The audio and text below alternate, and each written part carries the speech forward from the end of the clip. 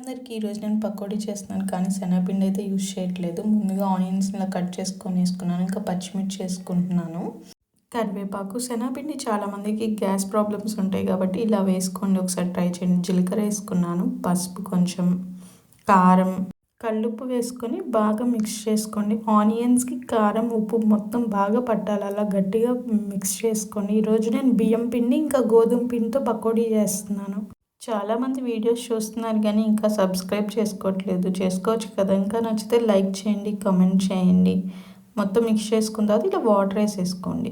Water వేసాక కూడా మొత్తం బాగా మిక్స్ చేసుకున్నాను. ఇంకా దీనిలోకి నేను 2 cups ఆఫ్ బియ్యం పిండి వేసుకుంటున్నాను, ఇంకా 1 cup ఆఫ్ గోధుమ పిండి వేసుకుంటున్నాను. గోధుమ పిండి కూడా వేసుకొని మొత్తం బాగా మిక్స్ చేసేసుకోండి. బాగా మిక్స్ చేసేసుకున్న తర్వాత కొంచెం కొత్తిమీర వేసుకోండి. కడాయి పెట్టుకొని ఆయిల్ హీట్ అయ్యాక ఇలా డ్రాప్ చేసేసుకోండి ఒక్కొక్కటిగా. తర్వాత మనకి ఈ కలర్ వస్తే చాలు, ఇంక తీసేయండి. ఇంకా అన్నీ అలా వేసేసుకోండి. పచ్చిమిర్చి కూడా వేయించుకోండి మీకు ఇష్టమైతే. నా పకోడీ అయితే రెడీ అయిపోయింది. ఈ పకోడీ అయితే మా అత్తయ్య చేశారు, నేను కాదు.